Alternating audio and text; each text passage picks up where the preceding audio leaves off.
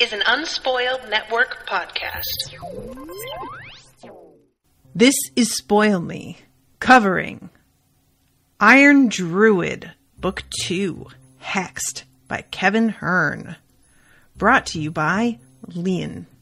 In these 5 chapters, man, where to start? Coyote tricked Atticus, and I'm not mad at him at all.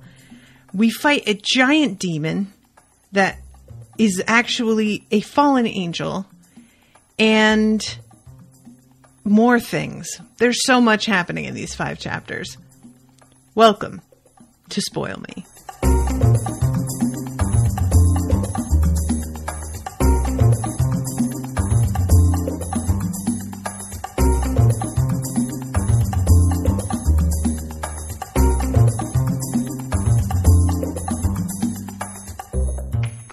Welcome to the show, everybody. I am Natasha, and these chapters are so jam-packed, and I really didn't expect for the hunt down of the demon to get taken care of quite so soon. I don't know why I didn't think that, because I know that this entire book is not going to be about tracking one demon down, because we already have established that the Maenads are in town, but it was addressed and resolved within the first 10 chapters of this book, which was kind of a nice surprise. I'm always a fan of pacing that's a little quicker than I expect, provided that it is dealt with well, which this is. Also, he's having Laksha come back, which the whole deal with the last book, with helping Laksha and assisting her in finding another body, was that she live on the other side of the Mississippi and never come into his territory. I wondered if we would see her again despite that, but I definitely didn't think it was going to happen in the very next book. And it turns out that he kind of has to go to her for help, because the other people that he had been relying on are not interested in helping him again. And by the other people, I mean his lawyers, because we have Vampire, who does not want to help unless Atticus agrees to help kill Thor. And then we have the pack of werewolves. And I frankly really loved the fact that the pack is resentful of him and angry and doesn't want to help him. That feels totally valid and like a really nice wrench to throw in his plans, because I have to admit, when the first thing he did was pick up the phone to call them for help, I got a little irritated. I have no investment in that, really. But I was like, oh, really? You're just going to call up the werewolf crew every time you need some help? It's obviously, I feel differently about a similar situation in Dresden Files, where he has a relationship that feels similar in some ways, but those werewolves seem to view the territory in the same way that Harry does, that it's their territory and theirs to protect, and that being werewolves is a sort of, what's the word I want? It's a privilege that they are being given in exchange for the duty of protecting territory. And so when they team up with Harry, it doesn't always feel like Harry just whistled them up and because he needed help. A lot of times it's them finding out something that they would have wanted to know anyway, and they have more agency in that situation. This felt very different. He's calling them up with a situation that, while it could potentially, we know by the end of the chapters when he's talking to, what is her name? Is it Melinda? I already forgot her name, the witch. He's talking to her about whether or not he really needs to deal with the Maenads tonight specifically. And she outlines all of the terrible shit that could go wrong. Melina. Thank you, Lian. Thank you. I was so close. Melina. We know that there's a lot that can go wrong, and that having these Maenads in town can fuck shit up pretty extensively. But apparently that's not really the deal of these werewolves. They're not worried about that. As far as they're concerned, this is Atticus's problem.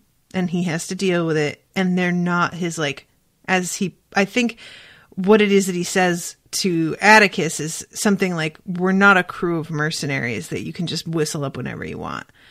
So I liked that, not only because it makes them seem like a real crew of people who isn't just sidekicks for our main character, but also it gives us a little bit of tension because we don't know where Atticus will get his help from.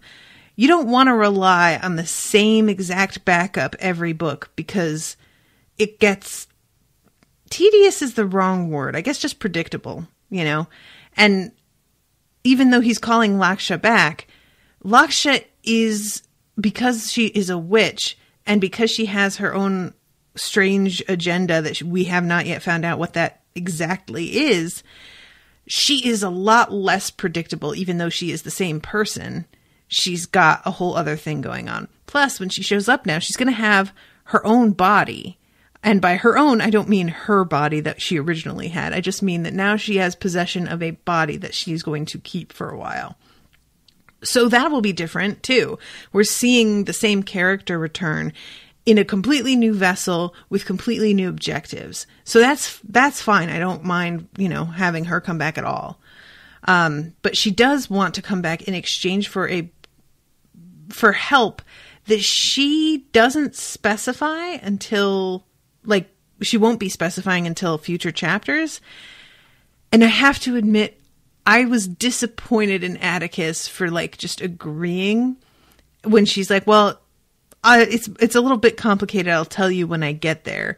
I was like, really, Atticus? Because he's like, yeah, all right, fine. And I'm like, dude, no, find out over the phone what it is before she flies all the way out there and you have her, like, in your territory, potentially pissed because she traveled all this way and now you don't want to help her after all because you don't know what she's asking. And don't get me wrong. I think that Laksha has the measure of Atticus in many ways. I don't think that she'd go and ask him to do something that he wouldn't be comfortable with or that she knows is against his principles. She knows him better than that by now. But it's one thing to have the measure of somebody in general, and it's another to be able to see things from their point of view correctly. So I could imagine her asking him for something that she thinks is actually pretty reasonable and that he should have no problem with. But from his point of view, it's totally not okay. And her being kind of caught off guard by the fact that he has a problem with this at all. So, you know, we'll see, I guess, what it is. But I'm very curious about that. And I'm surprised that Atticus just decided, like, I guess he's just desperate, right? Like, just, well, all right, I'll just take what I can get because I don't really have anybody else to call on at this point. So when we open up chapter 6, because I'm getting ahead of myself, forgive me. He's giving Oberon a bath, and there's some. He explains, like, the whole thing with the electric Kool-Aid acid test, which I have to confess I don't really know almost anything about. All I know is that it's about acid. Like, that's pretty much all I got. And this is something that, like, we know about Oberon is that whatever story Atticus told him last is the one that he becomes obsessed with. And I really enjoy that little character trait. It's such a weird thing, but it really suits an animal specifically because they, like, sort of live in the moment in this way that people don't. And I like that it's almost like he doesn't have object permanence, but with stories instead, if that makes any sense. So he starts to, like, talk about this all the time and, like, reference, you know, peace and love and whatever, except that it's peace and gravy because gravy is love, which, amen. Yes, it is. So there's this moment where he had put on the One Flew Over the Cuckoo's Nest for Oberon while he went out. And later on, when he comes home, Oberon tells him that if he's ever if Oberon himself is ever in a coma of any kind, will Atticus just kill him, please? Just do that for him. And Atticus gets unexpectedly, like, really teary-eyed at the thought of this because Oberyn should have died long ago, and he isn't aware of that. Atticus has been feeding him that longevity, which is a mixture of herbs that prolongs his life and keeps him young, but he doesn't know that. So the average wolfhound's life is like, I guess, a decade, and he's been around for like 40 years, I think. So yeah, it's just one of those like reminders that the little character of Oberyn that we've already grown attached to is dependent on Atticus in a way to stay alive. And if something were to happen to Atticus, or if there were like an interference with his getting his herbs that he needs, that could lead to Oberyn dying, which is a real bummer to think about. And I also like the reminder for Atticus that there's somebody in his life that is not immortal, or that is not, superhuman. Like, Oberyn feels like he's I said superhuman even though he's not human.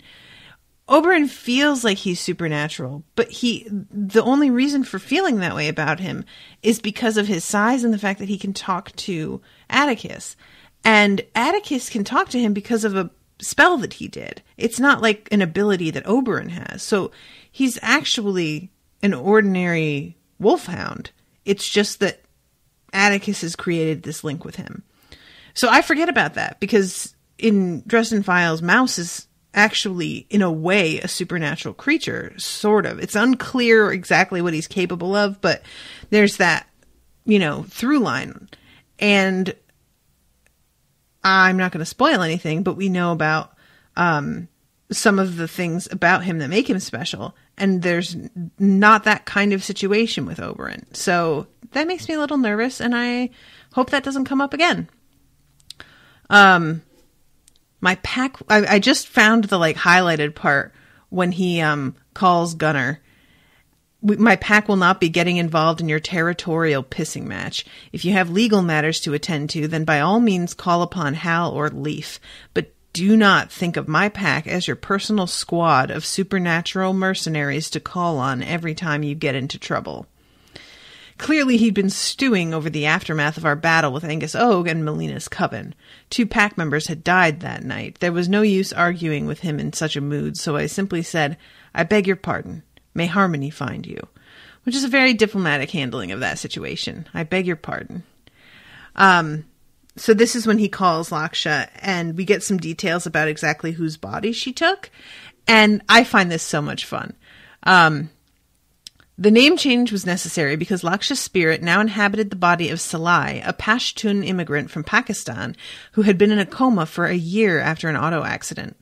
Since Salai had already become an American citizen years ago and had convenient documents and bank accounts already in place, and more importantly, no desire to awaken from her coma, which I really want more information on that. Why not, though? She just wants to die? I'm really curious why that is. I'm not sure we ever find that out, but I just want to know why. I would love some reasoning there. Laksha slipped out of Gran's head and into Salai's, thereby acquiring such accoutrement as a house and a husband. The husband was foremost in Laksha's mind when I asked how she was adjusting to her new life. He is disturbed that I emerged from a coma with a strange accent and a new sense of independence, but so thrilled that I seem to have lost all sexual inhibitions that he's willing to overlook my disrespect. I love that so much. That seems fair. I really want to know, what the day-to-day life is like between the two of them. And does he know about her being a witch now? I imagine she still has to hide that, right? So how does she do that? I just want all the details on this. What a weird situation. So when he tells her that they're dealing with Bacchants, he says, I'll pay for the plane for you to come out here. And she says, you will pay for much more than the plane. You want me to bring karma to these Bacchants, am I correct? Which I imagine just means killing them, right? Yes, I admitted. My old archdruid would have said the only good Bacchant is a dead Bacchant. But by doing so, I will increase my bad karma, and I have a dire karmic debt as it is. you will owe me a great service in return. I can pay you a significant sum of money. I do not speak of money. I will require a service of you, as you are requiring a service of me. What kind of service? The sort that you can perform and I cannot. I will call you from the airport when I arrive and explain then. It will probably be late in the afternoon or the evening by the time I get there. That's fine. I'll look forward to seeing you, Laksha. So, then he calls Gran, who's saying, like, are you all right? You kind of worried me last night, which I still call bullshit. Women know when men are reacting to them, and there's no way she's not. Like, the only women who don't know when men are reacting to them are super young, when they've have not yet realized the effect that they can have. She's old enough. She knows exactly what's going on. But fine. Write her as an idiot. It's fine. So he gives her some instructions. Snag something to write with, took down Melina's name and address for the Yarrow delivery. And he doesn't want her going there herself because Melina could snag one of her hairs from her going there.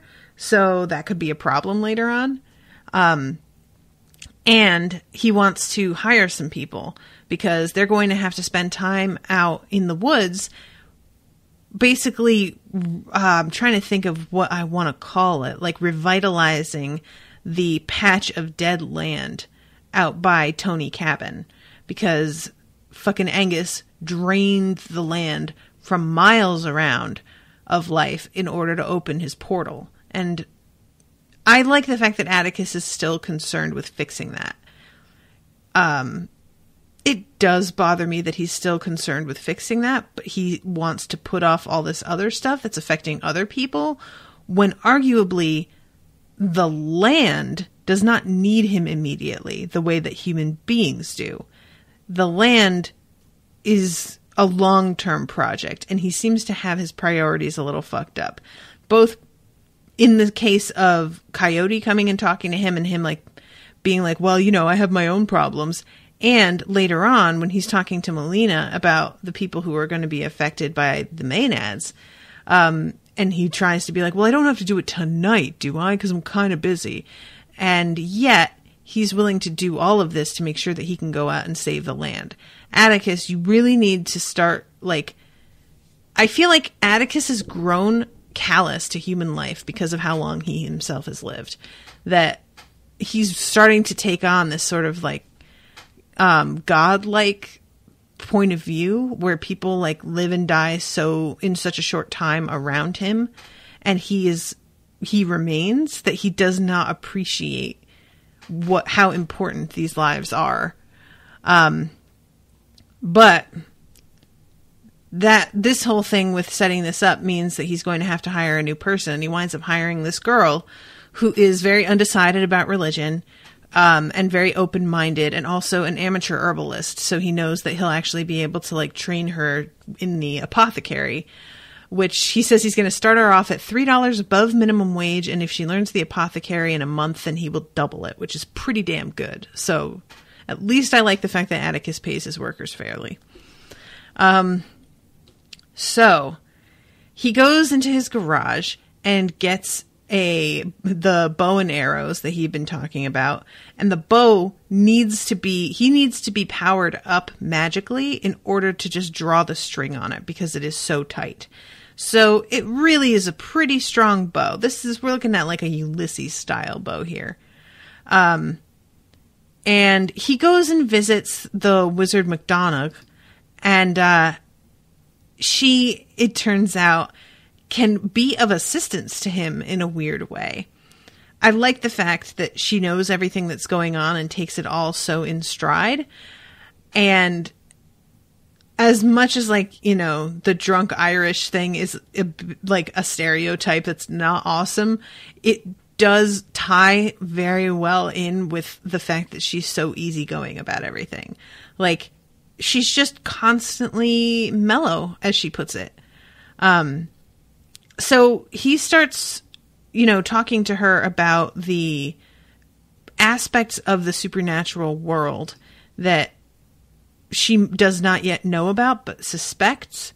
He tells her that he's going to go fight a demon, and there's this weird moment that I'm not entirely sure I understand.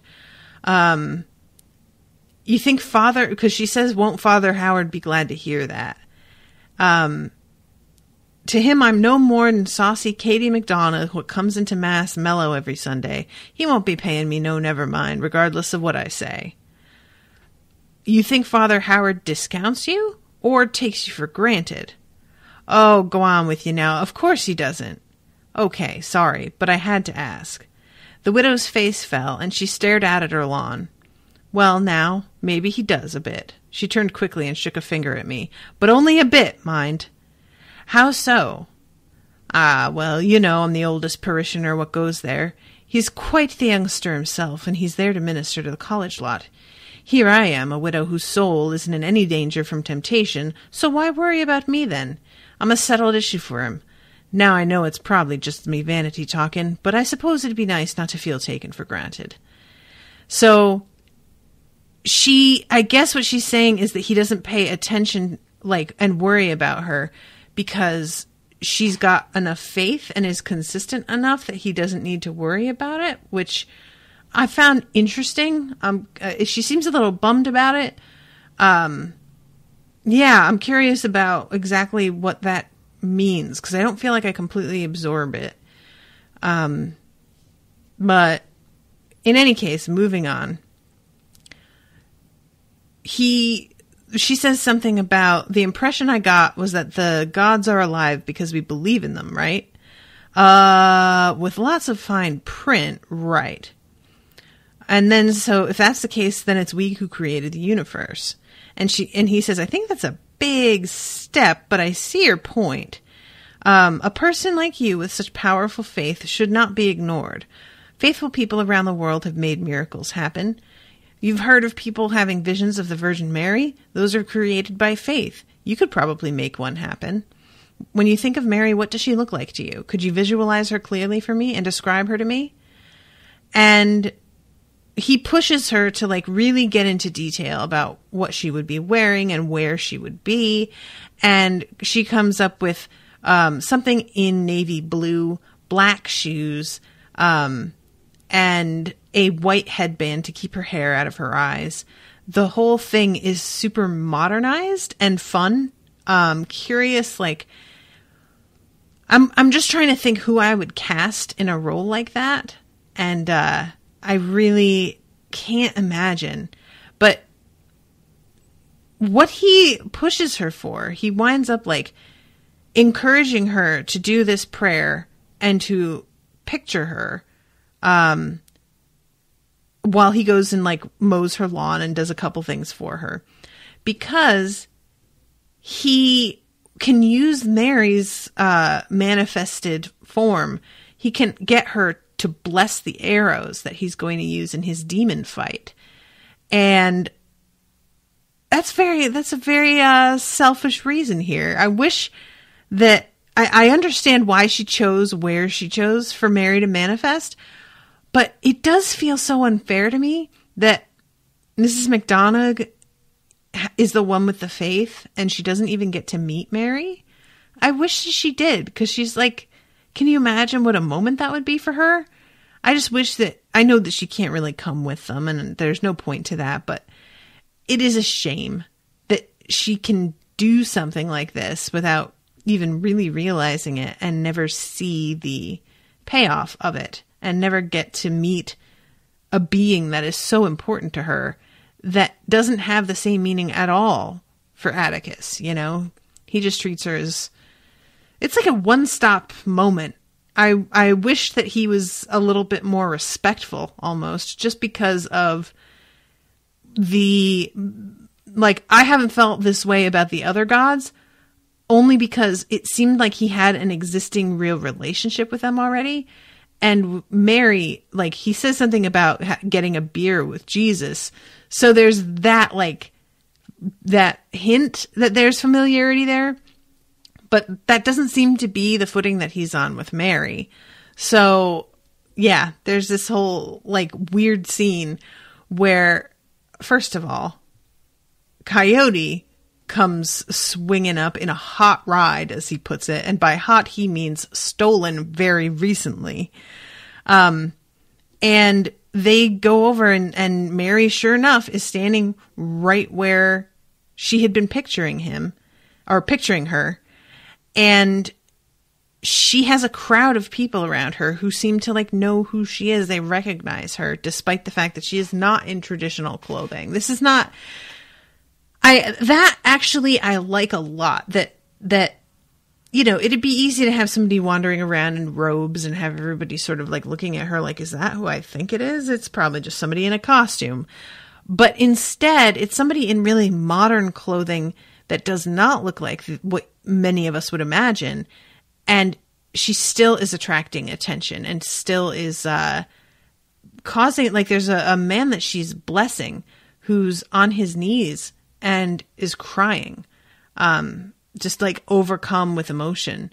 And I just thought that that was such a beautiful little tableau. And I would really have liked more of that moment. I would have liked to slow down right here a little bit, because I think what it is that I'm desperate for something really positive that feels like it's directed towards oppressed people. And this area is like, it's impoverished, you know, and it's crime ridden. And these people getting this like bit of respite is such a beautiful sort of peaceful moment that I just would have liked to spend more time there for the sake of my soul. And I would have liked to see, because I imagine she doesn't just vanish as soon as they get their arrows blessed and walk away.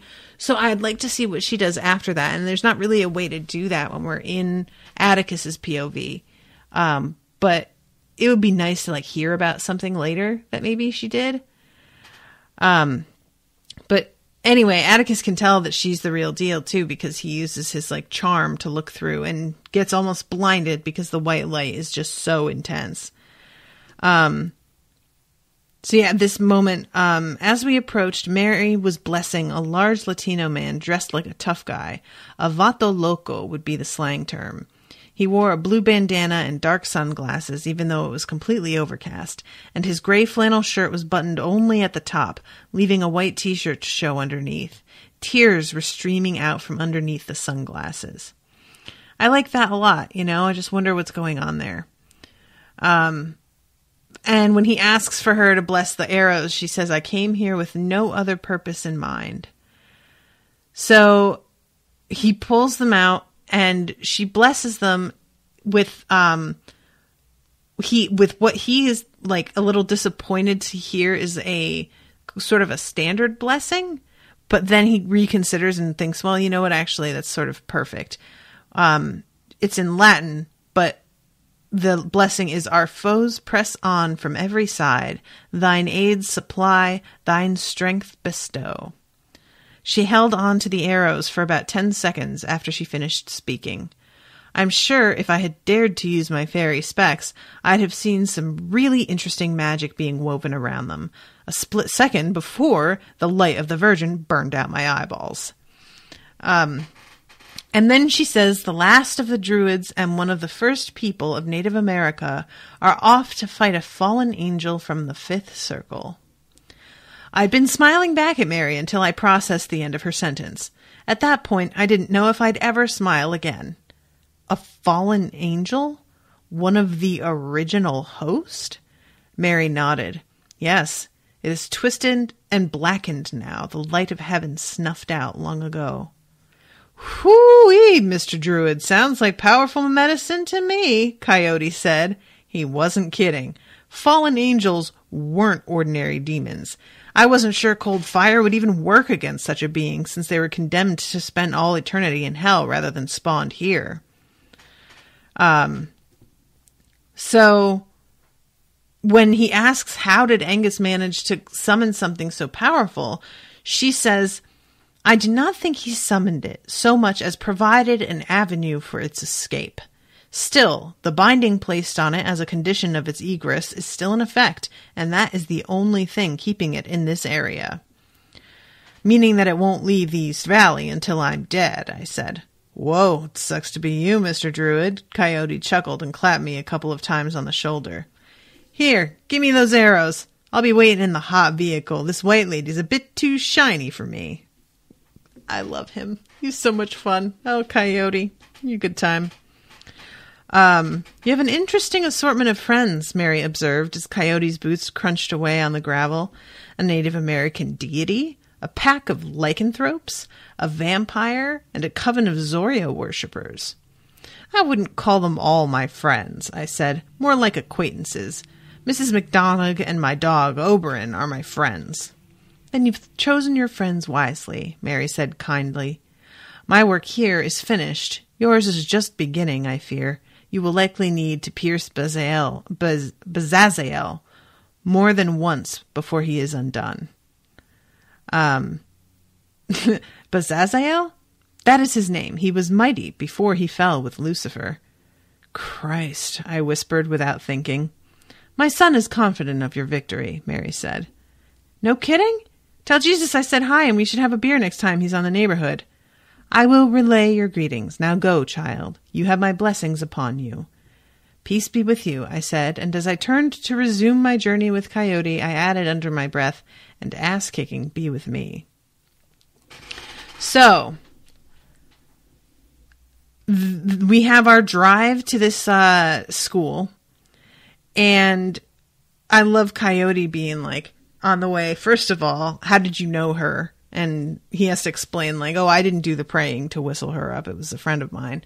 And then, so how many demons like this have you killed? Like, how many fallen angels? And he's like, this'll be my first. And Coyote's like, fuck, seriously? Come on, man. Like, we're gonna die. And Atticus gets surprisingly, like, irritated by that statement. I was a little bit taken aback. Shit. Coyote shook his head with a rueful grin. We're gonna die. I looked sharply at him. Are you approaching this like a suicide trip? You figuring it's okay to die and leave me there with no one to watch my back because you can just come back from the dead anyway? I'll tell you right now, Coyote, I'm planning on living a long time after this. If you ain't planning on surviving, tell me straight and I'll go get someone else to help me. Cool your britches, Mr. Druid. I ain't gonna walk up to him and ask him to eat me. All I'm saying is this ain't gonna be no picnic. A fallen angel's gonna be far sight smarter than a regular demon and more and a little stronger, too.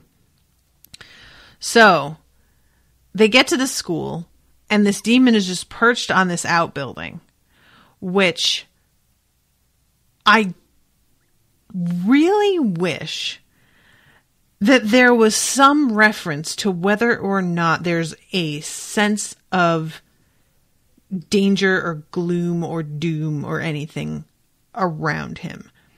Because it really bothers me that something that is out, like coming out of the 10th circle or the 5th circle of hell, that is a literal fallen angel that is eating people, is not giving off any sort of vibe to anybody. I find that kind of disappointing. Like the other demons that were summoned stank really bad. And even Gran, who is not actually supernatural, was able to smell it. But nobody can smell this one. Nobody notices that it's there. And I just find that strange and I don't know. It's just it's a detail that I felt was missing from the overall atmosphere of this scene.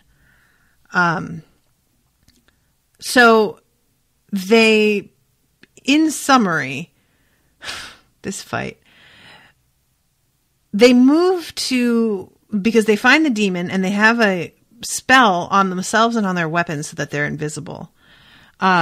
And the demon is sitting on this outbuilding, and they spread out each on one side so that if the demon's attention is drawn to either one of them, it will leave its back open to the other. And they fire on it and strike it pretty well. Like, I mean, the first hit from Atticus is in its head. But this thing is really strong.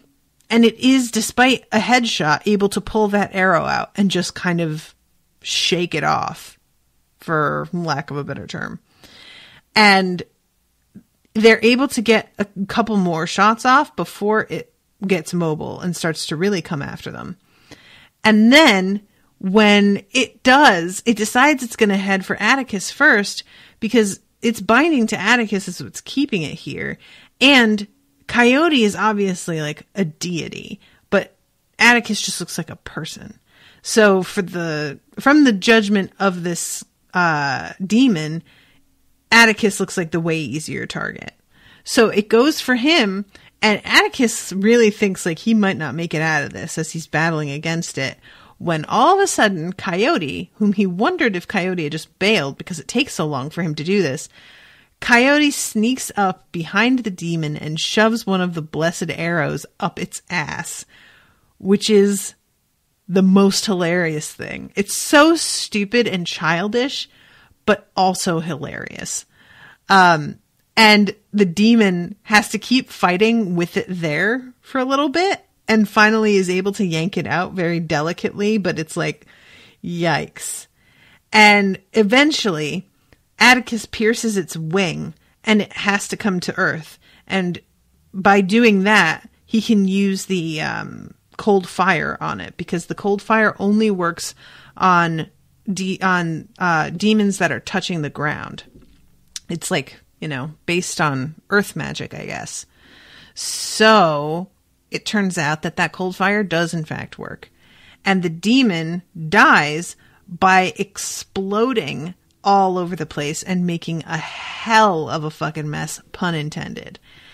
Meanwhile, a teacher came outside and can hear like animal noises and can hear like that this teacher can hear Atticus yelling at her to go back inside, but can't see her, can't see him. And Atticus finally, like when there's a little lull in the fight, runs inside and drags the teacher with him. Keep in mind, he's still invisible as he's doing this, and tells her to go alert the principal and let everybody know that they need to be on lockdown right now.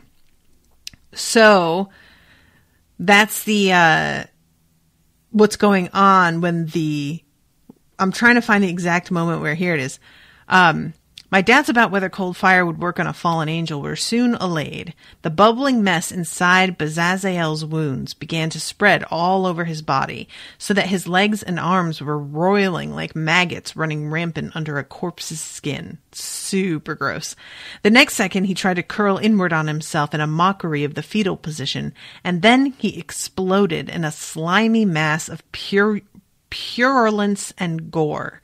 His tar-like substance polluted the courtyard, covering grass, trees, steel, and cement alike with the remains of the partially digested teenager splattered liberally amongst the trees. Yeah, I forgot to mention, when they come across this demon, he's just eaten another person. The legs are sticking out of his mouth. "That's right, son!" Coyote shouted at the remains. "You don't come into my house and expect to live."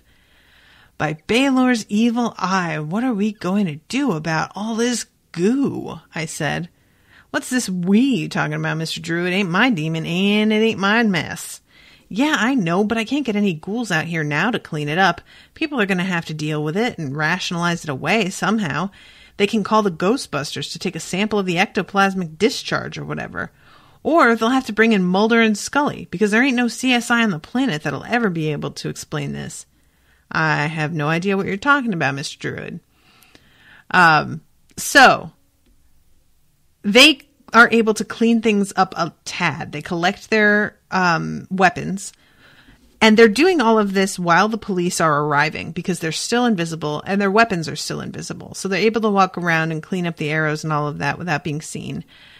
Atticus takes care to find the spot that he bled and clean up the blood so that not only no witches can get it, but also a forensic team can't get it. And they walk out. So there's this moment. Okay, I'm just going to read this. Coyote is suggesting that they steal a car from one of the other high schools nearby. And Atticus says that he's just going to call a taxi. "I've caused enough grief for high school students today. These poor Skyline..." What are they? I couldn't think of their mascot, and I turned back to their marquee sign to check. It said, Home of the Coyotes, and I swore in Old Irish with such prolixity? I don't think I've seen that word. My father would have been proud. Coyote was already laughing and putting distance between us. He knew I'd be annoyed at being tricked, and I was. I don't understand this reveal. Like, he says not in your house, huh? Did one of the DNA even die back there? You lied to me about that maiden getting eaten, didn't you? I don't understand why the name the Coyotes is the reveal about that. Because Coyote says, yep, only white people died. But I didn't want to let you wait around until one of my people became his breakfast, because I do have some of my people at this school and I did want to protect them. So why is the name the Coyotes a reveal that they were all white? Is it just that, like, a native school would not have the coyote as its mascot? Is that what it is? I really, like, this was a moment where I was delighted to find that Coyote had tricked him somehow, but I did not understand what this meant at all. Lian's in the chat saying, yeah, I didn't understand it either. That makes me feel better. And I want to look this up, like, and Google it, because I imagine that somebody has asked this question somewhere, but I don't want to get spoiled. So I'm not going to do that right now. And let me register my disgust with Atticus again when Coyote says, I do have some of my people at the school and I did want to protect them. And Atticus's response is, so you put me at tremendous risk? I wasn't really ready to confront this guy. I wanted to take him on at my place of power on my own terms. The demon was eating somebody when you got there, Atticus. Put me at tremendous risk? It was eating somebody. Another somebody. What are you talking about, you selfish turd? I really don't like Atticus. Just saying it. Like, I can't get over how fucking self-centered he is. He just doesn't care. And he has, like, a moment of, oh, these poor students. And the minute that he realizes that he's been tricked, it's like all of a sudden that empathy is gone, which should not happen. But you put me at tremendous risk. I wasn't ready. Well, you know fucking what, dude? You went and killed a god. So I don't really feel bad that people are trying to get you to, like, deal with the other shit that happened because of that confrontation. When somebody kills a god, then much is expected of them. And the bare minimum of that expectation is you cleaning up after yourself. Get a hold of yourself, you know? Like, Jesus Christ. I got so mad at him this scene. Now, don't be mad, Mr. Druid. I helped you take care of a big problem. You might have not made it if it weren't for me. Which, true. Coyote did not need to be part of this. This is solely Atticus's problem. And if Coyote decided to let Atticus figure it out himself, he would have been entirely within his rights to do so. And Coyote wound up dealing a blow that gave Atticus the time to do the rest of what he needed to do, or else he would have died. So, in truth, while Atticus is acting so put upon, Coyote was way more helpful than he really needed to be. And Atticus has no appreciation for that at all. You know, I just couldn't help resisting doing it the way I did it. You know how people are always threatening to shove this or that up someone's ass, but they never really do it? Well, now there's a new story going to be told around the fire. How Coyote shoved an arrow up a fallen angel's ass. Can't wait to hear myself tell it. And don't worry, Mr. Druid, I'll make sure to include how I got the best of you. He melted into his animal form and trotted off into the rain, yipping his merriment and grinning back at me over his shoulder. So that is the end of chapter 9. And frankly, anybody who gets one over on Atticus is like my friend right now. So, chapter 10. I spent most of the cab ride home muttering about thrice-cursed trickster gods, but by the end of it I was smiling in spite of myself. I wasn't the first guy who'd been tricked by Coyote, and I wouldn't be the last. I'd actually gotten off pretty lightly, walking around with nothing more than a flesh wound. So, He comes to his senses a tad. Not the way that I want him to, but a bit. So yeah, this is the point where he gets home and Oberyn tells him, if the man ever cuts out half my brain and I'm a vegetable like McMurphy, then I want you to do what Chief did, okay? I didn't know what to say. Chief smothered McMurphy with a pillow. I unexpectedly teared up just thinking about it and scratched him behind the ears. Then that wasn't enough, so I squatted down and gave him a hug. Oberyn didn't know it, but he had already outlived every Irish wolfhound that had ever walked the earth. The tragedy of his magnificent breed is their fairly short lifespan, only 6 or 7 years. It's even shorter than I remembered. I thought it was like 10. But I'd been giving Oberyn the same blend of herbs and magic that kept me looking and feeling 21 instead of 2100. Oberyn was now 15 and had no idea that he should have been dead years ago, not running around with the energy and strength of a 3-year-old adult. So I thought Oberyn had been around longer, and I thought his expected lifespan without magic was longer. But he's only 15 years old. Not that long, especially in, Atticus's lifespan. So this is when Melina calls. She says, we were able to confirm in last night's ritual that die Trochter des Drittenhauses are here in the East Valley, but we were sadly unable to pinpoint their precise location. Any idea on why you couldn't get a clearer picture? Perhaps our effectiveness is reduced with only 6 of us left. Perhaps they've cast some sort of cloak about themselves that we are unable to penetrate. Most likely it is a little bit of both. We will try again tonight.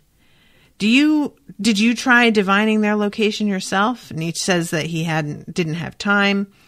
And she's like, yeah, well, you're probably not going to have time in the future either, because it turns out that there are 12 Bacchants here already, and they are going to be causing mischief in Scottsdale this evening.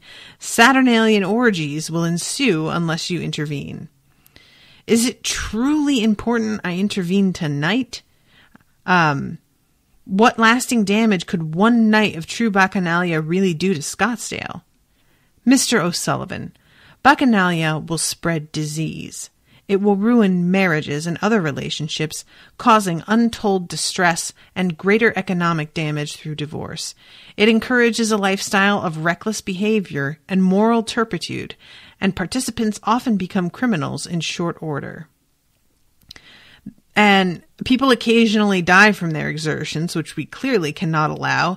And besides that, the Bacchants will significantly increase their numbers if unchecked, and you will have a bigger problem the longer you wait. Well, wait a second. You said before that these Bacchants have been in Las Vegas for years. That is correct. Well then, why isn't Vegas all jacked up? Oh. Yes?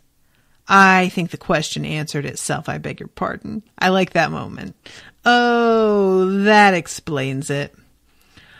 So he goes to work, and when Gran says hi to him, he gets all fucking weird about it because apparently he cannot even handle her smiling at him. Atticus, you need to get a hold of yourself. It's not cute. Stop it. Perry, meanwhile, is handling things as best he can. He's a good, reliable kid, even though he can't do the apothecary work. And let's see. Oh, and this is when he hires this new girl. There's 2 dudes that he interviews before this girl who he just says are like dead-eyed until he mentions video games, and then they seem to like wake up, but he's just, yeah, these are not going to be a good fit. And he gets visited by 2 weirdos. Okay, I have no idea what to make of these 2. All I could think of when they come in is the 2 guys in Neverwhere, the book by Neil Gaiman, that are chasing Dor. And I don't remember their names right now, but one of them is very tall and like beefy, and the other one is shorter and rounder, and they are both in black suits, and they are both basically, I want to say assassins, but that's not an adequate term. They're bad people. And these 2 seem like a weird toned down version of that, a less magical version. so far. A tall, lanky, elderly gentleman with a high forehead and round spectacles, dressed in black save for a white priest's collar, was followed by a shorter, younger, rounder fellow in traditional Hasidic garb. Perry greeted them with a friendly hello, and the older fellow immediately asked to see the proprietor. So he immediately wants to know, because the thing is here that while Atticus can tell something is off, he can't tell what they actually are, because their auras both seem human. He says, but the auras churned with lust, not the carnal kind, rather the lust for power, and that wasn't consistent with the peaceful men of God, to which I just snorted. Like, isn't it? Come on. Plus, the rabbi's aura betrayed the slim, white interference of a magic user. So this is so weird, because the priest seems like he kind of wants to like let Atticus in on the secret, but also doesn't. So when they say that, when he says who he is, they say, "Oh, I beg your pardon, we didn't know it was you. You seem young for a man of your reputation." I didn't know I had a reputation amongst the clergy. In some small circles, we have heard of you. Really? What kind of circles? Father Gregory ignored my query and responded with another. Well, if you forgive the direct question, were you involved in an unusual situation in the Superstition Mountains about 3 weeks ago? Which, why are they asking? Like, they're coming in here and just asking him directly if he was involved with a murder that, as far as I know, they never found any like solution to. So what do they think he's going to do? Just tell some random stranger off the street that he was there when he insists to the cops that he was not? Like, why would he do? What are you doing, dude? And when he understandably immediately denies ever having been out there, the rabbi speaks Russian and says he is not telling the truth. And unfortunately for the both of them, Atticus can understand Russian, even though they do not realize it. And then Father Gregory says, were you perhaps at Skyline High School this morning? Again, excuse me? What are you doing coming in here and just asking this shit directly out loud? What's the matter with you? Get a hold of yourself. Jesus Christ. I don't even know where that is. I've been here all day. I see, Father Gregory said, clearly disappointed. Rabbi Yosef was seething silently and turning a bit red. He knew I was shoveling shit on their boots. I've heard you have quite the rare book collection. May I see it? So then this whole thing where they want to go, like, apparently paw through the rare books and, like, open them and flip through them. And Atticus doesn't want to open it for them. Like, they're in a climate-controlled cabinet with, like, bulletproof glass and reinforced wood that's got steel inside. They are, like, they're being so suspicious. Why would you allow them near your rare merchandise that's full of, like, dangerous spells and shit? Of course you wouldn't. And they seem, like, really resentful of the fact that he doesn't trust them enough to let them look through everything. And also, when he says, like, that because they're acting like I don't understand why you're just lying to us the way that you are. He says, I don't know you. You're being weird. And as far as I know, what you're wearing could be a costume that you bought somewhere. I don't even know that you're actually real clergy. And when the rabbi says, you answer our questions with lies, Atticus rightly says, perhaps I'd tell you what you want to hear if I knew you didn't mean me any harm. My dear boy, we are both men of the cloth, who wandered into a New Age bookstore asking strange personal questions. And look, you could have gotten those costumes anywhere right after Halloween.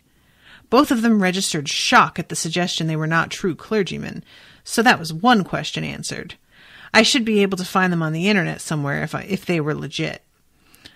I do apologize. It appears we started off on the wrong foot. My colleague and I represent certain interests who believe you may be able to advance their agenda. I crinkled my brow in confusion. Advance their agenda? Well, I have a website. I could put up a banner or something if they're looking for publicity. No, you misunderstand. Purposely misunderstand, you mean, the rabbi spat. Come on, Gregory, this is a waste of time. So, I have no idea what that's about, but it feels like they want to be like allies somehow, and I can't imagine why or what they're involved with. Like, and also just, oh, you don't trust us? We're men of the cloth? Like, listen, not for nothing, but I trust men of the cloth less than the average person. So, like, and I'm being straightforward about that. I would, that rouses my suspicion more than anything right away. But, so, Rebecca Dane is the woman that he winds up hiring. When he asks, how do you feel about people who are looking for a specific book about a religion you disagree with? Oh, I have a kind of laissez-faire attitude, live and let live. Doesn't bother me if someone wants to worship the goddess or Allah or the flying spaghetti monster. They're all seeking the divine within and without. I would have hired her based solely on her healthy attitude and self-awareness, but she proved to be something of an amateur herbalist, enough to be dangerous, to be sure, but also enough to train properly. I had visions of letting her and Perry run the store for days at a time while Gran and I tried to restore the land around Tony Cabin. So that's kind of nice. He might be able to just sort of leave this for a while. So him and Gran go over to the widow McDonough's for a drink, and Gran gets introduced to the widow for the first time because they have never actually officially met. And they have a nice little chat about like the fact that Gran was not raised with any particular religion, and that even if she were taking philosophy classes, has really like put a bunch of things into perspective for her and changed her idea about stuff. And he calls Leaf again, thinking that maybe this guy has sort of softened. But the moment that Leaf answers with, have you changed your mind about Thor? When Atticus says no, Leaf just hangs up in his face, which is pretty aggressive. It's amusing, but yeah, it's aggressive. So then he gets the call from Laksha that she is in town and for him to come and get her. And he decides that when he does go to get her, he is going to bring Fraggle Rock with him, which I think is a good idea. And he even says something about how I couldn't count how many times I'd wished I had it with me when I left it at home. And that seems like, I agree with that. Like it has seemed like he keeps being like, God damn it, it's at home. So I also feel like the fact that he has it on him means that some shit's probably gonna have to go down now. Like, and I want to see that as well. So yeah, lots of setup here.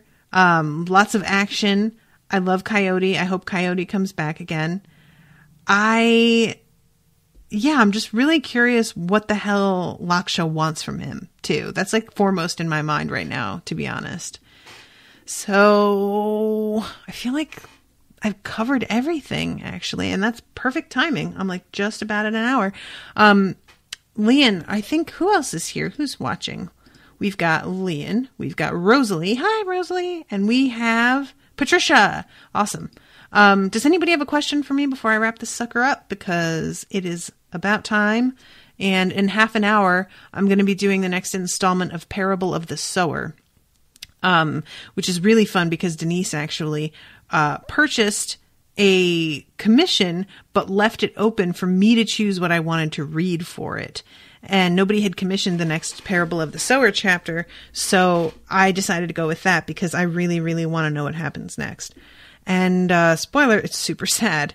That whole book has been super sad, but this in particular is like really, really bad. But that's an awesome way to commission, says Rosie. I know, I didn't even like, it never even occurred to me to do it that way. But when I got the order and it was like, whatever Natasha needs to read next, and she put needs in all caps, and I was like, oh, nice. Thank you. So, yeah, and I think that the woman, Danique, who has been commissioning Parable, will be glad to have a little relief from having to basically pay the book for her, pay the whole book for herself. So, yeah, this will be fun. All right, everybody. Well, thank you all so much for coming. And hopefully I'll see you in about half an hour to talk about that Parable of the Sower. And if you're interested in commissioning anything, those of you who are listening, it's facebook.com/ wait, no. I'm about to give you my Facebook page. It's unspoiledpodcast.com/shop is the one. So thank you, Lian, for commissioning this. And I will see you all soon with a new episode. Toodaloo, motherfuckers.